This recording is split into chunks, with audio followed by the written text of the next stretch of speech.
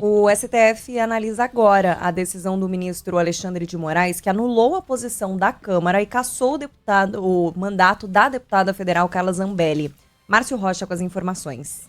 O ministro do Supremo Tribunal Federal, Alexandre de Moraes, votou pela cassação imediata da deputada federal Carla Zambelli. O processo é analisado pela primeira turma da Corte, que vai decidir se mantém ou não a decisão do próprio Alexandre de Moraes. Moraes declarou nula a decisão da Câmara dos Deputados, que rejeitou a cassação da parlamentar e decretou a perda imediata do mandato. E deu um prazo de 48 horas para que o presidente da Câmara, Hugo Mota, efetive a posse do suplente. Para o ministro, a votação na quarta-feira é uma clara violação à Constituição, desrespeitando os princípios da legalidade, moralidade e impessoalidade. Olha, vamos combinar uma coisa. Não pode acontecer um derretimento de poder como o que está acontecendo com o presidente da Câmara, Hugo Mota. Não pode acontecer. O presidente da Câmara é o segundo, né, na linha sucessória do presidente da República. Então tem lá um personagem, que é o Hugo Mota, e essa cadeira, ela tem um peso, ela tem uma responsabilidade. A caneta do Hugo Mota tem um peso, tem uma responsabilidade. É muito forte isso. Então, quando você faz uma prova vestibular, você, para entrar na faculdade de Direito, para entrar na faculdade de Engenharia, para entrar na faculdade de Ciência da Computação, para entrar na faculdade de Medicina, Veterinária, o que for, Agronomia, não interessa, jornalismo.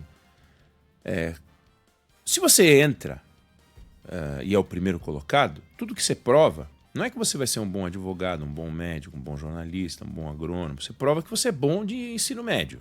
Você prova que você tem um bom desempenho na redação, que você sabe fazer as questões de química, de física e tal. Mas não quer dizer que você vai ser um bom advogado, um bom jornalista. Não.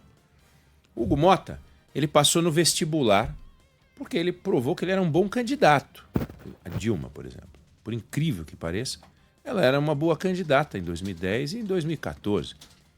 Se revelou uma presidente lamentável, lamentável.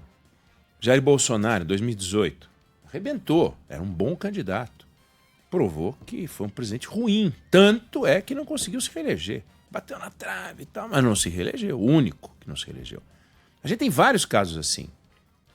Você tem alguns deputados que se elegeram com 1,5 milhão de votos, 2 milhões de votos, senadores que foram campeões de voto e que depois, quando chegaram lá, mostraram que eles eram políticos fracos. O Hugo Mota provou que ele era bom de voto, conseguiu construir a candidatura dele com o apoio do Arthur Lira e tal. Então ele provou o seguinte, olha, ele tinha condições de chegar, era um bom candidato. O desafio dele, agora, uma vez eleito presidente, é provar que ele tem tamanho para ser presidente da Câmara, não para ganhar a presidência da Câmara. Isso ele já provou que é capaz, mas para ser presidente da Câmara. E todas as discussões que a gente está vendo, surgem questionamentos sobre a capacidade de liderança do Hugo Mota.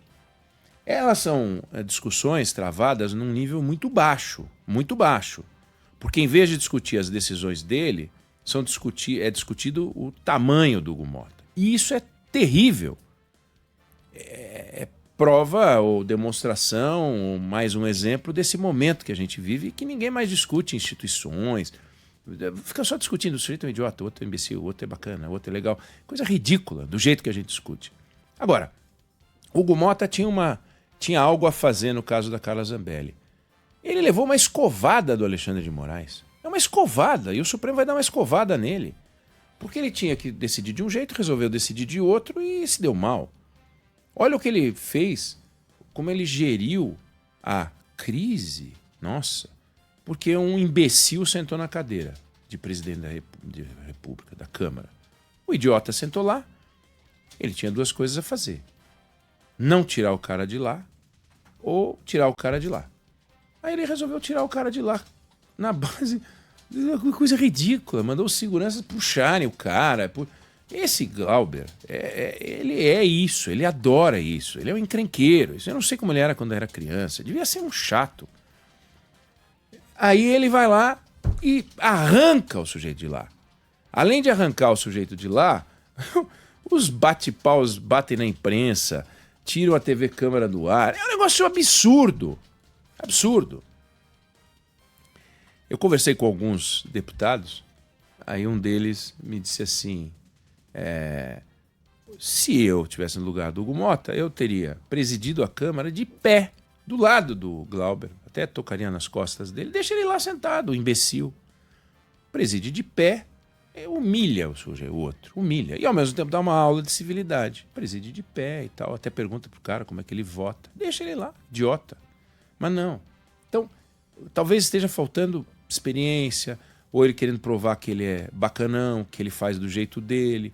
E aí fica o Arthur Lira falando mal dele pelas costas, era o padrinho dele.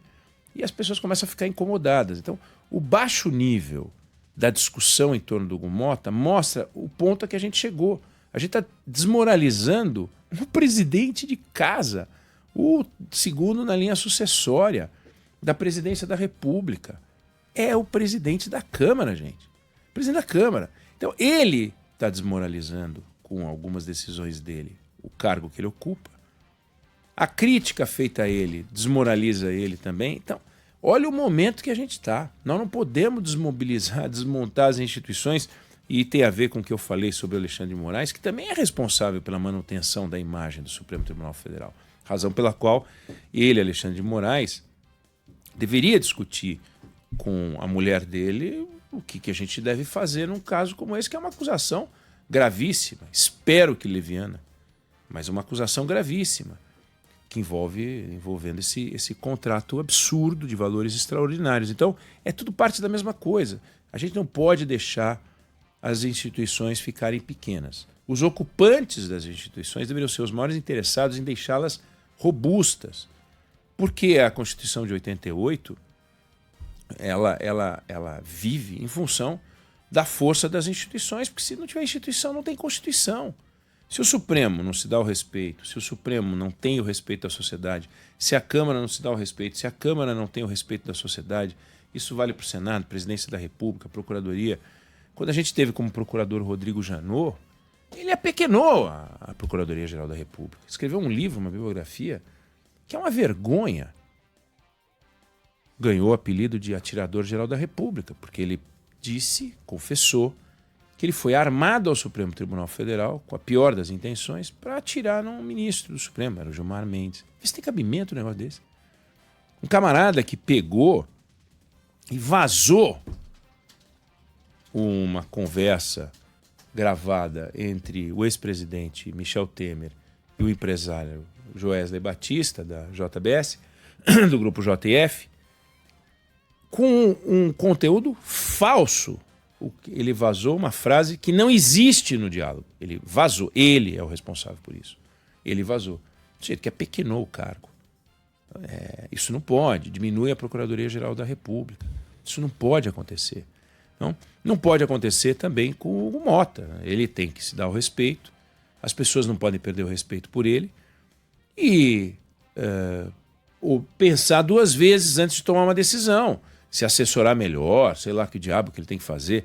Agora, ele não pode pegar e tomar uma escovada do Supremo como é que ele tomou. A decisão dele foi esculhambada, porque está errada. Ele toma uma decisão errada e o Supremo vai lá e enquadra. Como é que o Supremo pode enquadrar o presidente da Câmara? Entendeu? Isso vai diminuindo o Brasil. As pessoas vão olhando com escárnio. Olham para o Brasil e falam, poxa, se o Brasil era um país... O Brasil pode ser um país de renda média, mas de imagem média, se vir um país pequeno, 11ª economia do mundo, 200 e tantos milhões de pessoas, um PIB razoável e tal, e as pessoas olham e falam, não, mas não dá, uma esculhambação. Insegurança jurídica, insegurança política, insegurança pública. Vamos para outro lugar, vamos apostar em outro país. E lá a gente só usa como cassino. 15% de Selic a gente usa como cassino, ganha uma grana lá, vamos torcer para não ter um problema na arbitragem do câmbio e tal, mas é isso, aí o Brasil vai ficando um país pequeno, nós não podemos permitir isso, a Presidência da República não pode permitir, a Câmara não pode permitir, o Senado não pode permitir, o Supremo não pode permitir, e não vejo o movimento do poder para, a sociedade falar, não, tudo bem, o Brasil tem seus desafios, mas contamos com essas estruturas de poder, com essas instituições. O camarada que dirige as instituições, ou os camaradas que dirigem as instituições, não se sentem responsáveis por mantê-las lá em cima, em alto nível, é um problema.